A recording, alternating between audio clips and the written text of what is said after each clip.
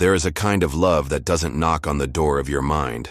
It drifts quietly into your soul, like the first light at dawn. You don't plan for it. You don't expect it. You simply feel it.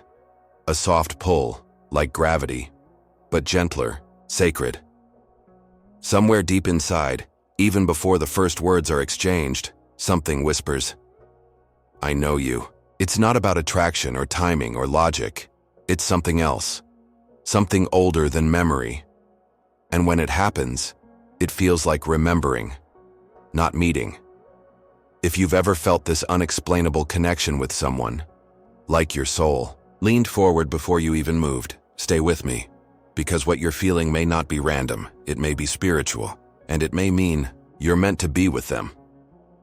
Carl Jung believed that beneath our everyday thoughts and behaviors, there's a deeper, collective language, a spiritual blueprint that connects us all. He called it the collective unconscious, a sacred space where our dreams, symbols, and soul desires are shared beyond logic or time. Jung spoke of the anima and animus, the feminine and masculine energies within us, and how we unconsciously search for our missing pieces in another. He explored synchronicity, those uncanny, meaningful coincidences that seem to guide us when we're paying attention. And he taught that true love isn't just chemistry, it's the soul recognizing itself in the mirror of another person. Oath. This video will walk gently through 12 powerful spiritual signs that suggest someone isn't just in your life, but may be part of your destiny. Not every relationship is meant to last, but some are meant to awaken you, to reveal who you truly are beneath all the layers, and maybe to help you become whole. If you believe in soul connections, the kind that change you forever, comment below. I'm ready to recognize the signs of destiny, because maybe, just maybe, love has been trying to speak to you all along. You feel a familiarity that has no logical explanation. From the first glance, it's as if your soul sighed in relief. You didn't need an introduction. There was a strange kind of peace, as if your heart already knew their name long before your lips ever spoke it. It's not about déjà vu. It's deeper. It's the quiet recognition in their eyes, the way your nervous system settles in their presence, how everything feels both new and ancient, exciting and safe. You catch yourself wondering, why does this feel like home? Even in silence, even in distance, something in you remembers them. And no matter how different your lives may be, something within whispers, you've been here before. Carl Jung spoke about the anima and animus, the soul's inner counterpart. He believed that we often search for a reflection of our unconscious self in others, not consciously, but spiritually. And when you meet someone who mirrors your own inner essence, it doesn't feel like discovery. It feels like return. This kind of recognition is not about physical traits or shared history. It's about energetic memory, a kind of sacred blueprint passed down through the collective unconscious. You don't meet them. You remember them, and your soul leans in before your mind has even caught up. If this has happened to you, pause for a moment. Close your eyes and ask yourself, what is it in them that feels like a part of me? Because that answer might be the first key to knowing. They are more than just another person. They may be your mirror, your echo, your sacred counterpart. Your connection defies time and space. No matter how far they are, or how long you've been apart, the thread remains. It doesn't weaken with silence. It doesn't fray with distance. Something invisible yet undeniable still ties you to them. You might move on with life. They might too. And yet, there are moments when they suddenly appear in your thoughts, like a whisper from nowhere, like a gentle tug in your chest. You think of them before they call. You feel their pain without being told. You hear their name in dreams, or see signs that strangely point back to them. And even if you haven't spoken in weeks, months, or years, there's a knowing inside you that hasn't faded. This is not obsession. This is synchronicity. Carl Jung defined synchronicity as meaningful coincidences, events that seem connected not by cause and effect, but by meaning. He believed that when two souls are deeply connected, The universe often finds ways to align signs, messages, and moments, pulling them back into each other's orbit, not through force, but through resonance. You might see their birth date on a clock, hear their favorite song at a random moment, or stumble across a quote that feels like it was written just for you. About them. It's the universe reminding you. This connection lives beyond physical form. It's rooted in spirit. And when the soul remembers something important, it doesn't need permission from time or space. It simply knows. So if you've ever felt someone's presence, even when they're not there, if you've sensed a bond that doesn't weaken with absence, it may not be your imagination. It may be your soul trying to speak the only way it knows how, through feeling. Stay with that feeling. It might be telling you, this isn't over. It may never be.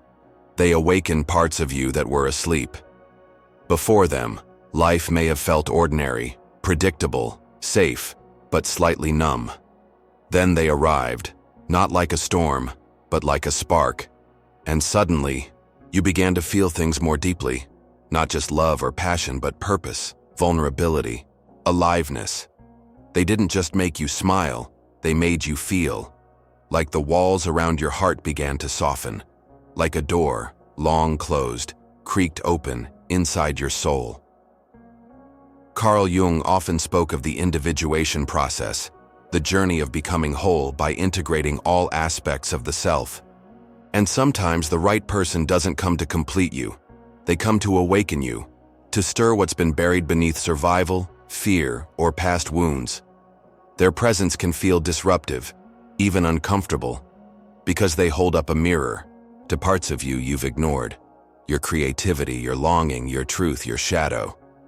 They don't tell you who to be. They simply remind you of who you were before the world told you to shrink. This isn't always easy. Sometimes it hurts, because when the soul begins to stir, it also begins to shed. Old beliefs, old pain, old versions of who you thought you had to be. And in their reflection, you start to remember the self you were meant to become. Not a smaller version of you to fit someone's expectations, but the real you, glowing with honesty, depth, and light. So if someone in your life has awakened parts of your soul you forgot were even there, if they've stirred a deep desire to live, to heal, to create, they may not just be a lover. They may be a soul catalyst, and you weren't meant to sleep forever. You see their shadow, and still choose them. Real love isn't blind. It sees clearly. It sees the cracks, the fears, the wounds, and doesn't run. When you're meant to be with someone on a soul level, you don't just fall in love with their light. You recognize their shadow, and you stay. You see the broken pieces, the trauma they carry quietly, the ways they guard their heart or hide their softness. You feel their resistance, their silence, their fear of being truly known. And still, something in you whispers, I see you, and I'm still here. Carl Jung believed the shadow is the unconscious part of us, the traits we suppress, deny, or are ashamed of. But Jung didn't say to reject the shadow. He taught us to integrate it, to lovingly bring those hidden parts into the light, because only then can we become whole. When someone is meant for you on a soul level, you begin to see their shadow with compassion, not judgment. You don't try to fix them or rescue them. You simply understand. Because their wounds don't scare you, they speak to your own. This doesn't mean you should accept mistreatment or lose yourself in someone else's chaos. But it does mean that love, at its highest, holds space for truth. All of it. And sometimes the most sacred love stories are not between perfect people, but between two souls who are brave enough to say, I see your shadow. I honor your light. I choose you anyway. If you've looked into someone's darkness and still felt the pull of something sacred, if their mess didn't push you away but pulled you in with tenderness, you may not be imagining the depth. You may be witnessing what Jung called the sacred union, where two souls meet, not to save each other, but to finally be seen. 5. Your souls feel safe in silence. There's a kind of connection that doesn't need words to feel understood. We're sitting next to them, saying nothing, feels more healing than any conversation ever could. It's in the stillness. The glance held a second longer. The way your breath slows when they're near, the quiet comfort of their presence, like being wrapped in something soft and invisible. You don't have to impress them. You don't feel the need to fill every gap with noise, because when your souls are aligned, silence becomes sacred. It holds space for truth, for trust, for peace. Carl Jung often reminded us that the soul speaks through symbols, feelings, dreams, not always words. And when you're with someone who's truly meant for you, your connection happens beneath the surface. It's felt in the body, in the energy between you, in the gentle knowing that you don't need to do anything to be loved. It's the kind of silence that heals, not distances. It doesn't feel awkward. It feels like home. This is what Jung might call a union of essence, where your nervous systems recognize each other and settle, where your inner child feels safe to just be. No performing, no pretending, just presence.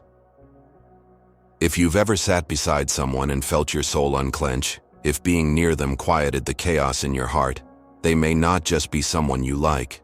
They may be someone your soul remembers as sanctuary. And in a world full of noise, this kind of silence is sacred. Your emotions run deeper around them, even the difficult ones. You laugh louder. You cry harder. You feel everything more fully when they're near. It's like they hold a mirror not only to your joy but also to the pain you thought you buried. And sometimes, you don't know whether to thank them or run. They stir something in you that you can't always explain. A longing, a fear, a wave of emotion that rises before you can stop it. This isn't chaos, it's intensity, and it can be overwhelming. But according to Carl Jung, this emotional depth is not a sign of dysfunction.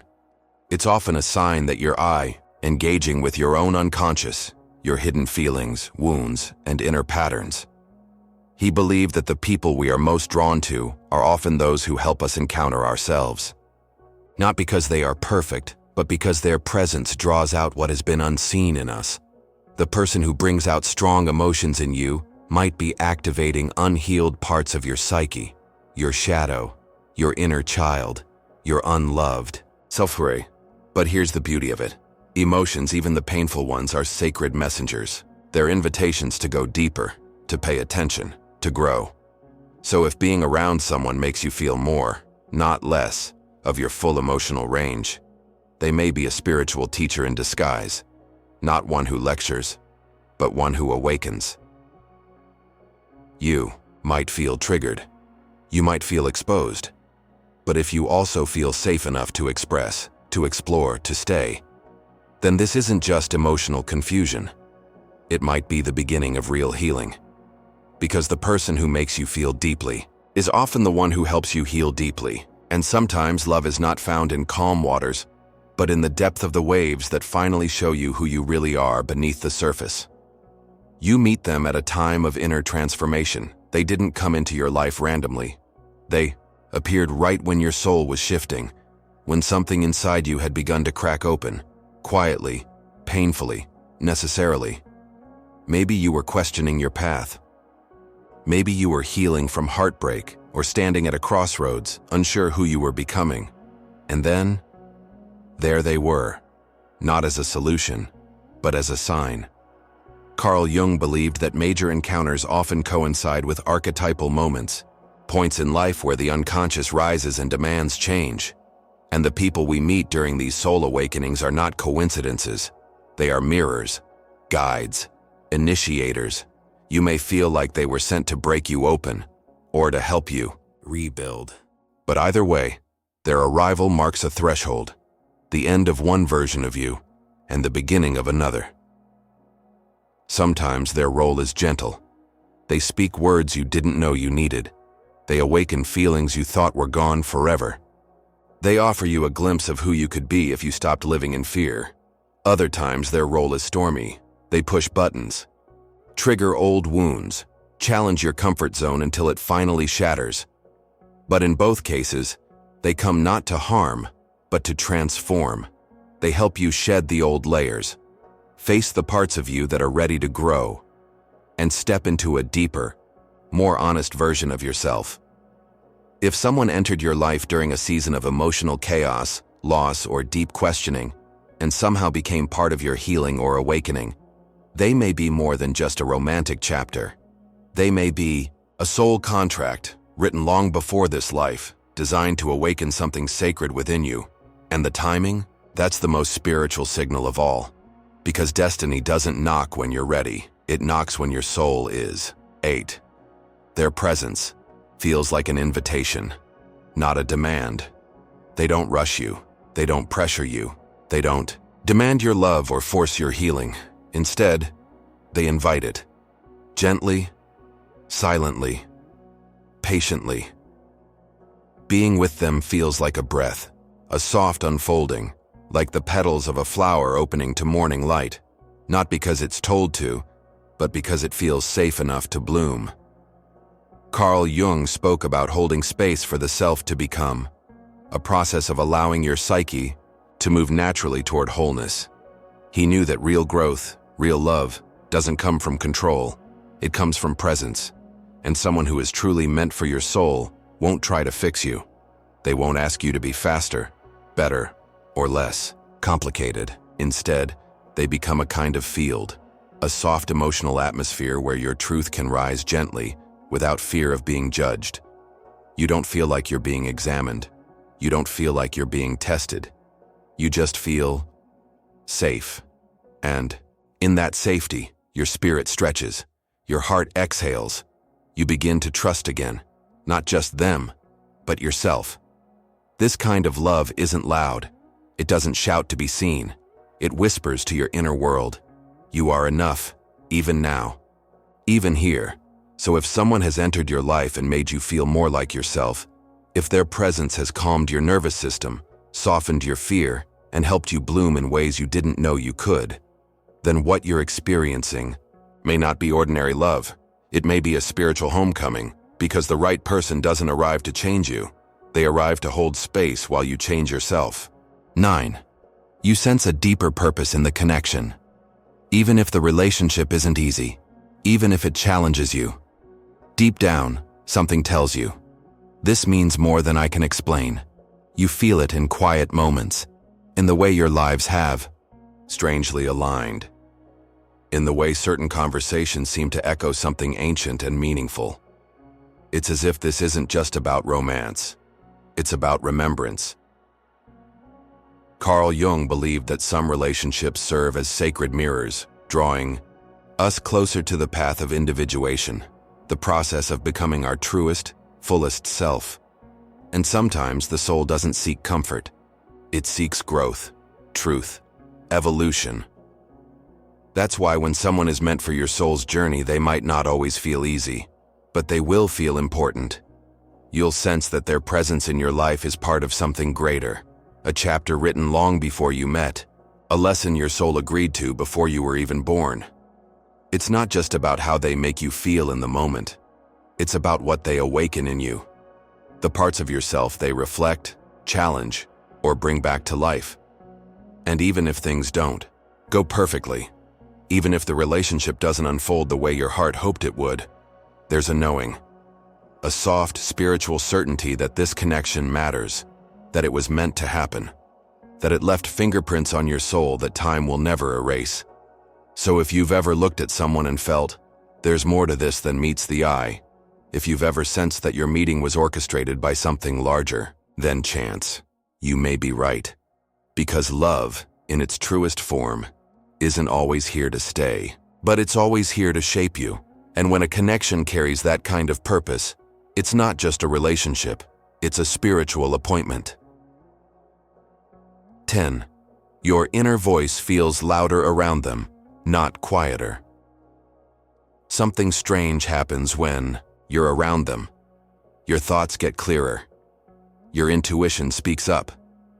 That quiet inner whisper, the one you usually ignore, begins to echo. It's not that they give you all the answers. It's that their presence reminds you to ask the right questions. You feel more connected to your truth when they're near, not because they guide you, but because they reflect what you already know deep down, like a mirror to your soul's wisdom. Carl Jung spoke often about the self, the deeper center of the psyche that holds our wholeness, our purpose, our inner truth. He believed that through meaningful relationships, we can access that inner self more clearly.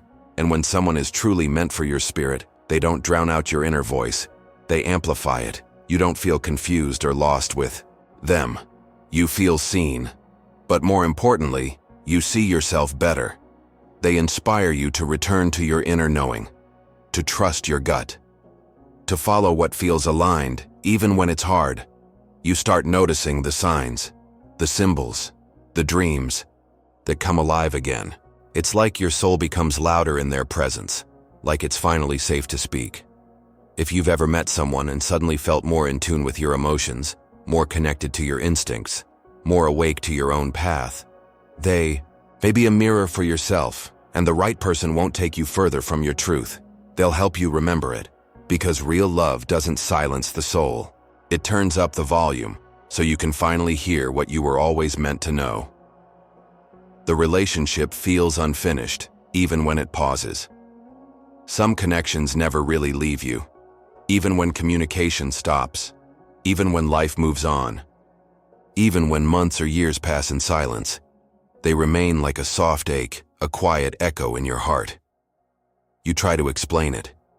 You tell yourself it's just nostalgia, just memory. But deep down, you know it's more than that. There's a sense of incompletion, not in a desperate, clingy way, but in a sacred, timeless way, like a book you put down halfway through, knowing the story isn't finished yet.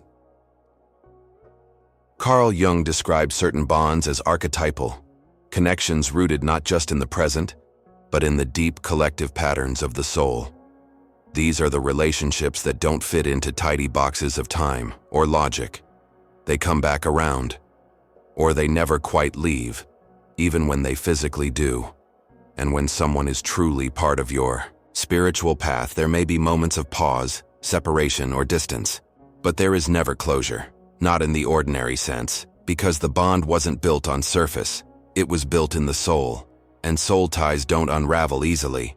You might feel their energy in dreams, you might sense them in quiet moments, like a presence standing just behind the veil, and something in you knows. This is still unfolding. If you've ever had a connection that ended but still lives within you, not as pain but as a quiet pull, it may not be a mistake to remember them. It may be a sign, a spiritual signal that what you shared wasn't just a chapter. It was a thread in the fabric of something much, much bigger. Because not all love stories are linear. Some are written in circles, and the soul always remembers what the mind tries to forget. You feel a sense of wholeness, not completion. With them, they don't complete you. They don't fix you. They don't fill a hole in your heart. Instead, they remind you that you were never truly broken. That all the pieces were always there, waiting to be seen, to be loved, to be gathered into wholeness. With them, you don't feel smaller to make space. You feel expanded, like your spirit is allowed to take up its full shape. You don't lose yourself. You find yourself in the way they look at you, in the way they listen, in the way you feel more real when you're near them. Carl Jung believed that the true purpose of love is individuation, the process of becoming a whole person, integrating both the conscious and unconscious self. In this kind of love, you are not seeking someone to heal your wounds. You are seeking someone whose presence allows your wounds to become sacred. They see your shadow and don't flinch. They witness your mess and don't run. They hold your light and don't try to dim it. They meet you as a full being, and they ask, without words, that you do the same. This kind of love doesn't make you dependent. It makes you sovereign. It invites you to stand fully in your truth, while still being deeply connected to another soul. So if someone makes you feel more grounded in who you are, more honest in your choices, more whole in your becoming, they may be more than just a partner. They may be your mirror in the journey of awakening, not your other half, but your sacred reflection. Because in the end, the most spiritual signal of all isn't how they make you feel about them. It's how they help you come home to yourself. Final reflection and emotional summary. Now take a breath. Let it all settle. Because what you've just heard wasn't just a list of signs. It was a journey. A reflection. A mirror to the most sacred parts of you. The parts that long for love, not just in the form of another person, but in the form of truth. Throughout your life, you may have met many people. Some passed through. Some stayed for a while, but a few, a very rare few, felt like something else entirely. Not a chapter, but a signal. These are the ones who shift your energy, who stir your soul, who remind you, often without trying, that you are more than your past, more than your wounds, more than the roles you've been playing. Carl Jung never said love would be easy, but he did show us that real love is transformative. It is a psychic event, a mirror that reflects not just our desires, but our shadow, our light, and the path to wholeness. So if someone has appeared in your life and made you question everything, your identity, your beliefs, your path, your fears, it may not be chaos. It may be destiny, gently pulling you toward who you were always meant to become. Love, at its highest level, is not about possession. It's about permission. To grow, to evolve, to awaken. And the most meaningful relationships will never ask you to shrink. They will ask you to rise, to see yourself, to heal what hurts, to step into the sacred work of becoming whole. This is what makes love spiritual. Not the labels, not the outcome, but the impact. Because the person who touches your soul changes your entire life, not by completing you, but by helping you remember that you were already complete. If something in this journey stirred your heart, if you felt seen, understood, or gently reminded of something your soul has always known, don't rush away. Stay with that feeling. Let it guide you. And if this video spoke to a part of you that words rarely reach, if it felt like truth, wrapped in softness, you're not alone. There are others walking this same quiet, sacred path, searching not just for love, but for meaning, not just for connection, but for awakening. So if you're ready to keep exploring what love really means, if you're ready to go deeper into the spiritual language of the heart, subscribe. Join this space we're building, a space where emotion is honored, where healing is holy, and where every video feels like a love letter to the soul. And in the comments, tell us, which spiritual signal felt the most real to you? We read every word. Because your story, your truth, your heart, it matters here. Remember, the signs are always around you, and sometimes, the love you've been waiting for isn't just coming. It's already whispering. You just have to listen.